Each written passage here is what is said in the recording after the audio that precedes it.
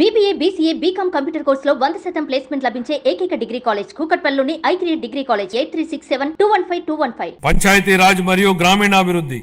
గ్రామాలు శక్తి సంపన్నమై స్వయం సమృద్ధి మరియు సాధికారతలతో తొలతూగకపోతే దేశాభివృద్ధి అసంపూర్తిగానే ఉండిపోతుంది. దీన్ దయాళ్ ఉపాధ్యాయ అన్న మాటల అధ్యక్ష. గ్రామీణ ప్రాంతాల అవసరాలను తీర్చాల్సిన గురుతర బాధ్యతను గత ప్రభుత్వం విస్మరించింది. రహదారులు, తాగునీటి వంటి కనీస అవసరాలను పొందడం ప్రజల హక్కు అయినప్పటికీ గత ప్రభుత్వం వీటిపై దృష్టి పెట్టలేదు. స్థానిక సంస్థల నిధులను పక్కదారి పట్టించడం వల్ల మన రాష్ట్ర గ్రామీణ ఆర్థిక వ్యవస్థలపై ఇది ప్రభావం చూపి గ్రామ పంచాయతీల హోదాను దిగజార్చింది. గౌరవనీయ ఉప ముఖ్యమంత్రి శ్రీ పవన్ కళ్యాణ్ గారి మార్గదర్శకంలో ప్రజల జీవన ప్రమాణాలు మెరుగుపరచాలనే లక్ష్యంతో మా ప్రభుత్వం గ్రామీణాభివృద్ధిలో ముందడుగు వేస్తోంది. ప్రజల చురుకైన భాగస్వామ్యంతో మా ప్రభుత్వం సమగ్ర గ్రామ పంచాయతీ అభివృద్ధి ప్రణాళికలను రూపొందించి గ్రామాలలో సిమెంట్ రోడ్లు, తార్ రోడ్లు, పశువుల పాకలు తదితర 30,000 పనులకు మంజూరు చేయడం జరిగింది.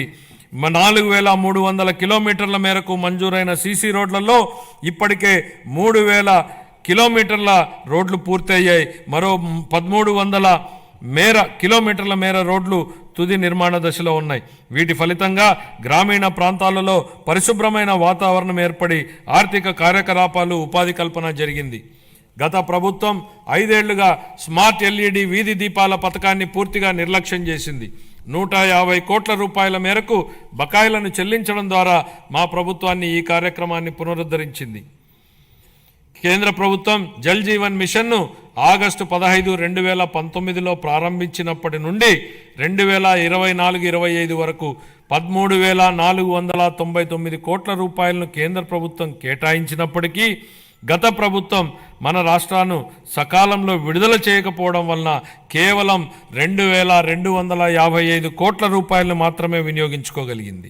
దీనిలో భాగంగా సుస్థిర ఉపరితల నీటి రిజర్వాయర్ల నుండి 95.44 లక్షల గ్రామీణ గృహాలకు నీరు అందించాలని మా ప్రభుత్వం లక్ష్యంగా పెట్టుకుంది. మహాత్మా గాంధీ జాతీయ గ్రామీణ ఉపాధి హామీ పథకం కింద 45.3 లక్షల కుటుంబాలకు చెందిన 72 లక్షల మందికి ఉపాధి కల్పించడం జరిగింది. మా ప్రభుత్వం రైతులకు మేలు చేకూరేలా పొలాలకు అనుసంధాన రహదారులు వేస్తోంది.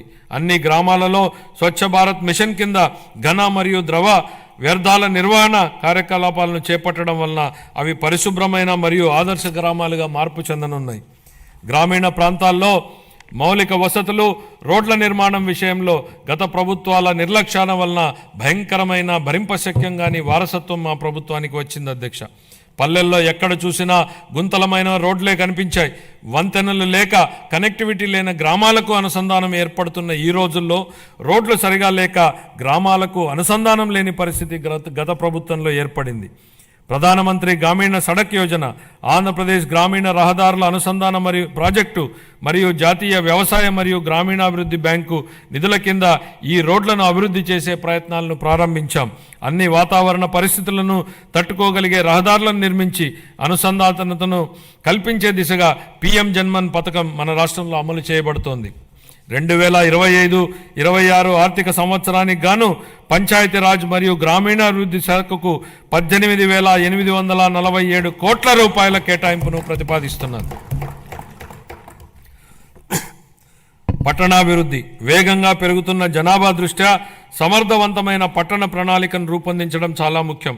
పెరుగుతున్న పట్టణీకరణ అవసరాలను తీర్చడానికి అనుగుణంగా అభివృద్ధి చెందుతున్న నగరాలు మౌలిక సదుపాయాలను కలిగి ఉండాలి.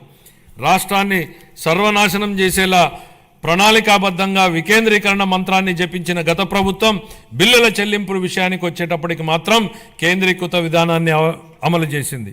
ఉదాహరణకు మున్సిపాలిటీలలో చేసే చెల్లింపులను గత ప్రభుత్వం కేంద్రీకృతం చేసింది అధ్యక్ష. సుమన్ టీవీలో మీ పర్సనల్ అండ్ బిజినెస్ ప్రమోషన్స్ కోసం కింది నెంబర్కి కాంటాక్ట్ చేయండి.